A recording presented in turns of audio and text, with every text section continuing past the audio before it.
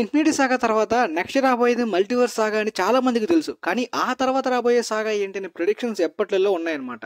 Multiverse సాగాకి main villain గా Kang ని అనుకున్నారు. రిమైనింగ్ విలన్స్ అందరూ కూడా ఫ్యూచర్ లో రావచ్చని అనుకున్నారు. ఈ విధంగా ఎన్నో ప్రిడిక్షన్స్ తర్వాత కొంతమంది నెక్స్ట్ రాబోయేది కాస్మిక్ సాగా అని చెప్పి ఎండ్ గేమ్ టైంలోనే ఫిక్స్ అయిపోయారు. గెలాక్టస్ నే మెయిన్ విలన్ గా చూపించాలి. గెలాక్టస్ మీద చాలా ఫ్యాన్ థియరీస్ ఎన్నో వచ్చేసాయి అనమాట. కానీ ఎప్పుడైతే డిస్నీ ఫాక్స్ రైట్స్ ని కొనేసిందో అప్పుడు కొత్త ప్రొడిక్షన్స్ కూడా మొదలయ్యాయి. మ్యూటెంట్ సాగా ఉండొచ్చు, ఎక్స్మెన్ మీద ఎంసీయూలోని ఫిల్మ్స్ రావచ్చు అని చెప్పి ఆ ప్రిడిక్షన్స్ కానీ వాటికి సంబంధించి ఇప్పుడు మ్యూటెంట్స్ ఎంసీయూలోకి కూడా రావడాన్ని చూసేసాం. డెడ్ పూల్ అండ్ వుల్వరిన్ కన్నా ముందే ద మార్వెల్స్ క్రెడిట్స్ లోని మనకి బీస్ట్ క్యారెక్టర్ ని ఆల్రెడీ చూపించేశారు. ఆ విధంగానే అంటే ప్యారలల్ వరల్డ్ అని చూపించారు. దానికి సంబంధించి కనెక్షన్ ఉంటుంది అనుకున్నప్పటికీ క్లారిటీ లేదు.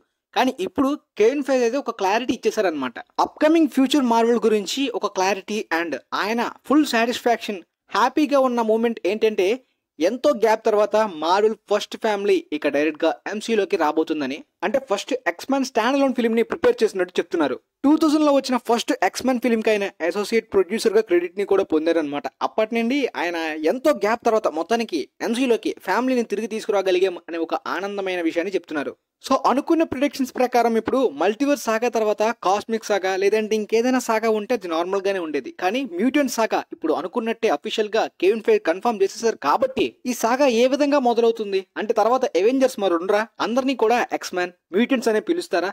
దాంతోపాటు ఈ మ్యూటెంట్ సాగా అనేది రిమైనింగ్ సాగాస్ కన్నా డిఫరెంట్, అంటే ఎంసీయూ రీబూట్ కాబోతుంది. మీరు విన్నది నిజమే. ఈ మ్యూటెంట్ సాగా ప్రిడిక్షన్స్ వచ్చినప్పటి ఎంసీయూలోని సాఫ్ట్ రీబూట్ జరగబోతుంది అని ఎందుకంటున్నారంటే చాలా మందికి తెలుసు అనమాట. కామిక్స్ చదివే వాళ్ళకి అప్కమింగ్ జరగబోయే ఈవెంట్స్ గురించి, కానీ తెలియని వాళ్ళకి ఇది ఒక కన్ఫ్యూజ్ గా ఉంటుంది. సో కంప్లీట్ క్లారిటీ నేనైతే ఈ వీడియోలో ఇవ్వడానికి ప్రయత్నిస్తాను అనమాట. ముందుగా MCU secret time line earth 616 అనమాట. ఇక ఫాక్స్ స్టూడియోస్ లోని కంటిన్యూ అయిన ఎక్స్మెన్ ఫిల్మ్స్ అన్ని కూడా ఎర్త్ 10005 అనమాట.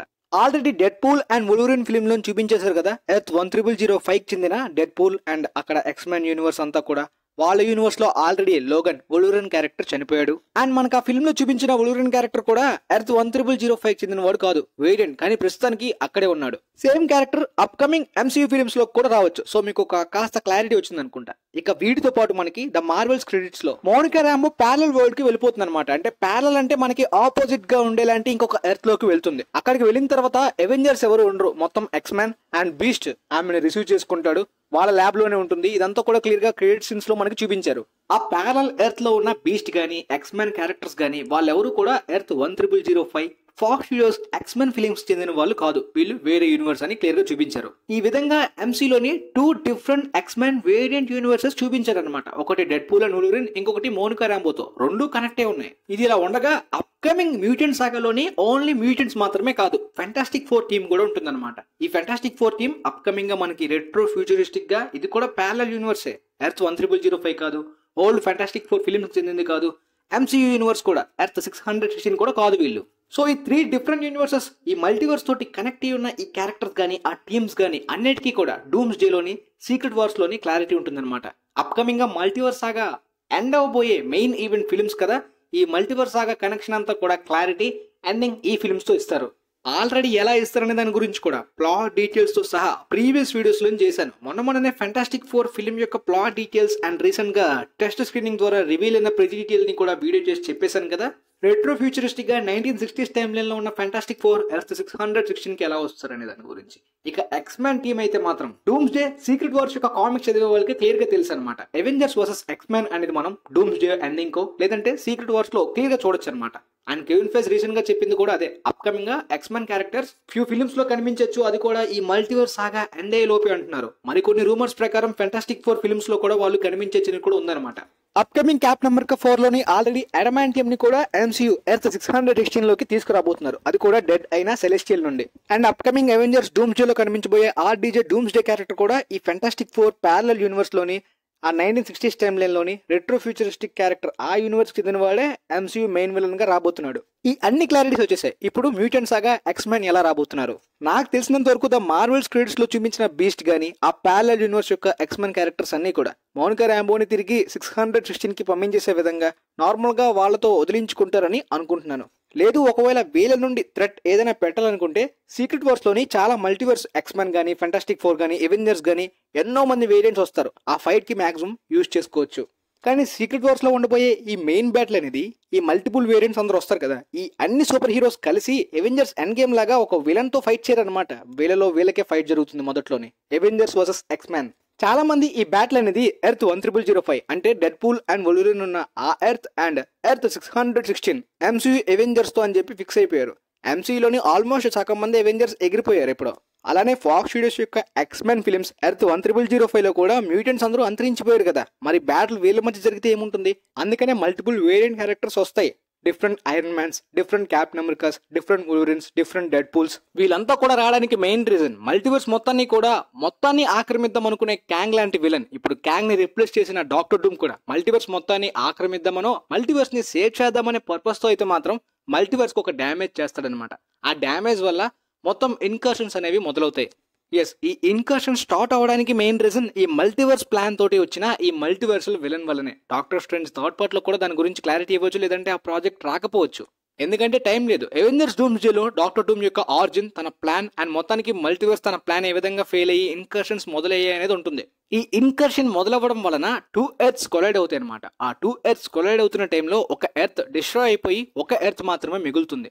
ఆ ఓన్ ఎర్త్ ని ప్రొటెక్ట్ చేసుకోవడానికి ఈ ఎర్త్ నుండి అవెంజర్స్, ఆ ఎర్త్ నుండి ఎక్స్-మెన్ వీళ్ళిద్దరి మధ్యన ఫైట్ జరుగుతుంది అనమాట. ఈ 2 ఎర్త్స్ తర్వాత మిగిలిందే బ్యాటిల్ వరల్డ్. ఈ బ్యాటిల్ వరల్డ్ లోనే సీక్రెట్ వార్స్ మూవీ అంతా కూడా ఉంటుందన్నమాట.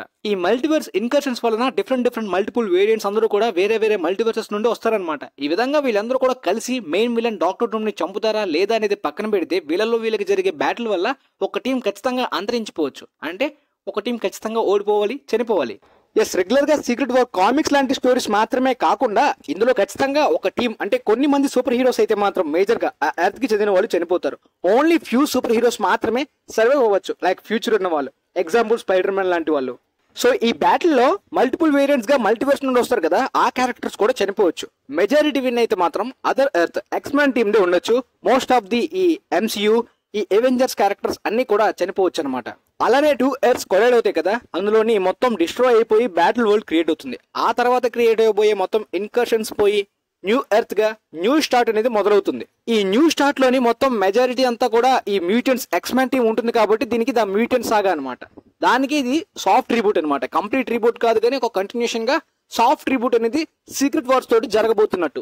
Few Avengers and few MCU super heroes కూడా ఉంటారు. వాళ్ళు కూడా మరి ఇక్కడ మ్యూటెంట్ తోటి ఈ యూనివర్స్ లో ఈ న్యూ స్టార్ట్ లోనే వాళ్ళు కూడా కంటిన్యూ అవ్వాలన్నమాట. ఈవెన్ స్పైడర్ మ్యాన్ కూడా. ఇక నెక్స్ట్ సాగాలోని మాక్సిమం మల్టిపుల్ వేరియంట్స్ అని, మల్టీవర్స్ అని ఈ టాపిక్ మాక్సిమం రాకపోవచ్చు, అంటే మల్టీవర్స్ కాన్సెప్ట్ కంప్లీట్లీ ఇక్కడతో అయిపోయినట్టే. కానీ ఫ్యూ విలన్ క్యారెక్టర్స్ ని మళ్ళీ తిరిగి తీసుకురావడానికి ఈ వేరియంట్స్ అనే టాపిక్స్ ని మాక్సిమం యూజ్ చేయొచ్చు అనమాట. మల్టీవర్స్ యొక్క ఫుల్ పొటెన్షియల్ ని ఈ సాగాలో అస్సలు యూజ్ చేసుకోలేదు, అందువల్లనే అప్పుడే అయిపోతుందా, మరి తర్వాత ఈ టాపిక్ రాదా అనే ఫీలింగ్ వస్తుంది మనకి. ఇక మరి ఈ మ్యూటెంట్ సాగాలో మెయిన్ విలన్ గా ఎవరు ఉండొచ్చు? థానోస్ అయితే ఇన్ఫినిటీ సాగాకు ఉన్నాడు. మల్టీవర్స్ సాగాకి క్యాంగ్ ని రిప్లేస్ చేసిన డాక్టర్ డూమ్ క్యారెక్టర్ ఉంది.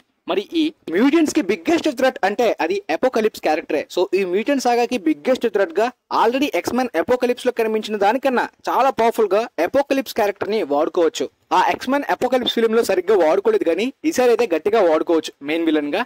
అండ్ డ్వేన్ జాన్సన్ అపోకలిప్స్ గా కనిపించే అవకాశం నెక్స్ట్ సాగాలో MCU లో ఉందనే స్ట్రాంగ్ న్యూస్ కూడా వస్తుందన్నమాట. టామ్ క్రూజ్ రీసెంట్ గా వార్నర్ బ్రోస్ తోటి కొలాబరేట్ అయ్యి కొన్ని ఫ్రాంచైజెస్, కొన్ని ఫిల్మ్స్ ని ప్రొడ్యూస్ చేస్తున్నట్టే డిస్నీ తోటి డ్వేన్ జాన్సన్ కొలాబరేట్ అయ్యారు. ఆల్రెడీ మోవానా 2 గానీ అండ్ మోవానా లైవ్ యాక్షన్ ఫిల్మ్ గానీ, అప్కమింగ్ గా మాన్స్టర్ ట్రక్ ఫ్రాంచైజ్ గానీ, జంగిల్ క్రూజ్ సీక్వెల్ గానీ, ఇప్పుడు ఎక్స్-మ్యాన్ లో అపోకలిప్స్ గా, ఇలా ఫ్యూ ప్రాజెక్ట్స్ కి అయితే మాత్రం డిస్నీ తోటి డ్వేన్ జాన్సన్ కొలాబరేట్ అయ్యారు. సో మాక్సిమం ఇది కూడా one of the main project అని కూడా న్యూస్ లో ఉంది. చూద్దాం మరి ఏమవుతుందో. మొత్తానికి మీకైతే ద మ్యూటెంట్ సాగా ఎందుకని రిమైనింగ్ సాగాస్ కన్నా డిఫరెంట్ గా సాఫ్ట్ రిబూట్ అవబోతుంది, ఫ్యూచర్ లో మరి అవెంజర్స్ ఎందుకు ఉండరు, ఏ విధంగా ఈ ఈవెంట్స్ అవబోతున్నాయి అనే ఫుల్ క్లారిటీ ఈ వీడియో ద్వారా వచ్చేసిందని నేను అనుకుంటున్నాను. సో వీలైతే ఈ వీడియో మీ ఫ్రెండ్స్ లో ఉన్న వాళ్ళకి కూడా, ఎక్స్-మ్యాన్ ఫ్యాన్స్ గానీ, మార్వెల్ ఫ్యాన్స్ గానీ, ప్రెజెంట్ MCU సాగా మీద, ఫ్యూచర్ మీద డౌట్స్ ఉన్న వాళ్ళకి వీలైతే ఈ వీడియోని షేర్ చేయండి. పక్కాగా నాకు తెలిసి వాళ్ళకి కూడా యూజ్ అవ్వచ్చని అనుకుంటున్నాను guys. And thanks for watching.